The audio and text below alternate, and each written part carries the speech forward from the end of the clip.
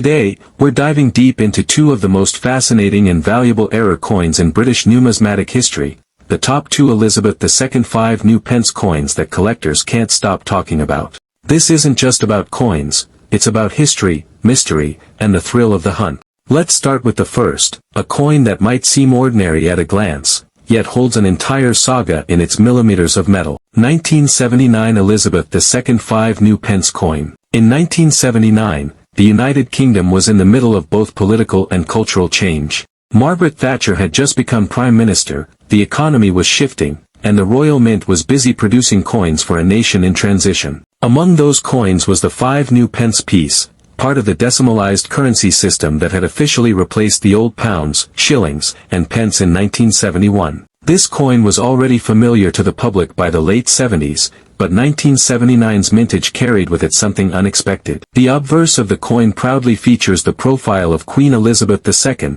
as it had since decimalization. At this time, the portrait was the Arnold Machin design, one of the most recognizable depictions of Her Majesty. She faces right, wearing the Girls of Great Britain and Ireland tiara, and her youthful yet regal expression captures an era before the later, more mature portraits.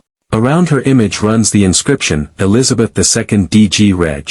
FD, abbreviated Latin for, Elizabeth II, by the grace of God, Queen, Defender of the Faith, followed by the date, 1979. It's a timeless design, and for many British people, it's an image embedded in childhood memories of pocket money. On the reverse, we see the crown badge of Scotland, a thistle encircled by a royal coronet. This emblem was created by Christopher Ironside, the talented designer responsible for several iconic UK coin reverses. Below it reads, New Pence, and the denomination, 5. These words were a hallmark of the early decimal coins, but interestingly, just a year later, the inscription New Pence would be replaced with simply 5 pence, a subtle but important change in British numismatic history. The standard 1979 5 new pence was struck in cupronickel, measuring 23.59 millimeters in diameter and weighing 5.65 grams. But what turns this unassuming piece of currency into a collector's obsession are the errors,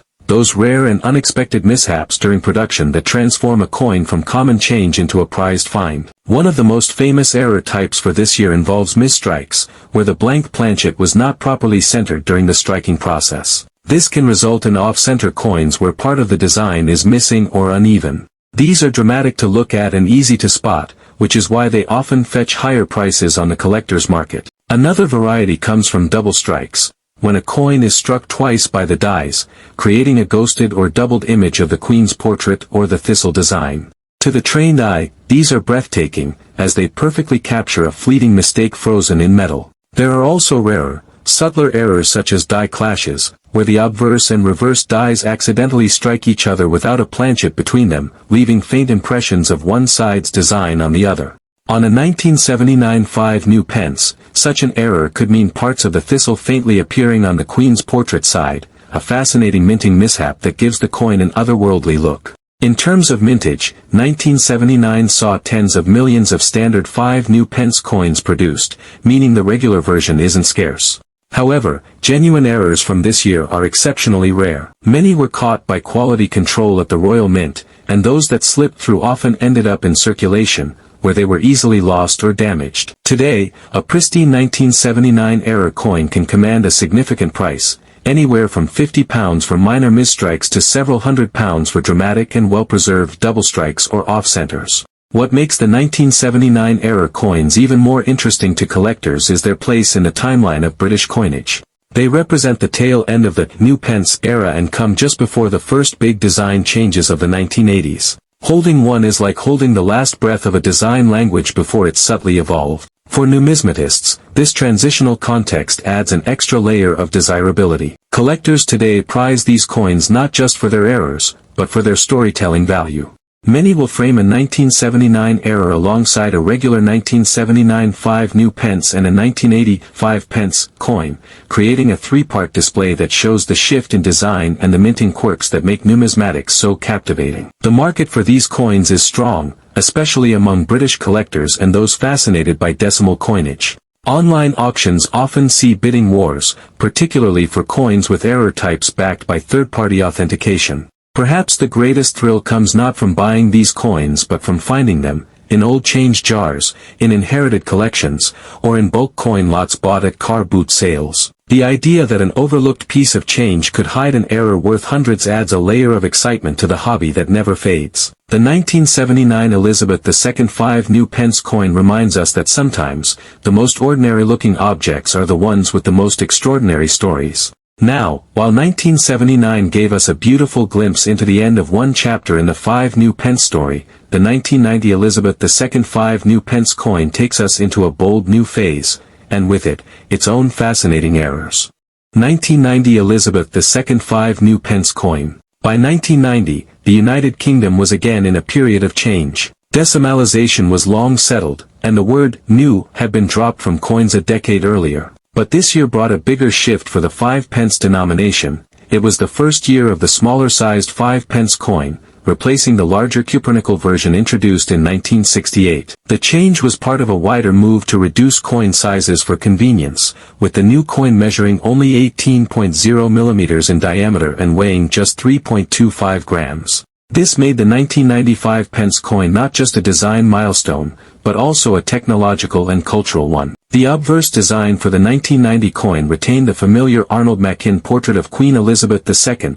Yes, even though the Raphael Maclauff portrait had been introduced in 1985 for other denominations, the Royal Mint continued using the Machin portrait on certain coins in proof and circulation during transitional minting periods. The Queen faces right, wearing her iconic tiara, surrounded by the inscription, Elizabeth II DG Reg.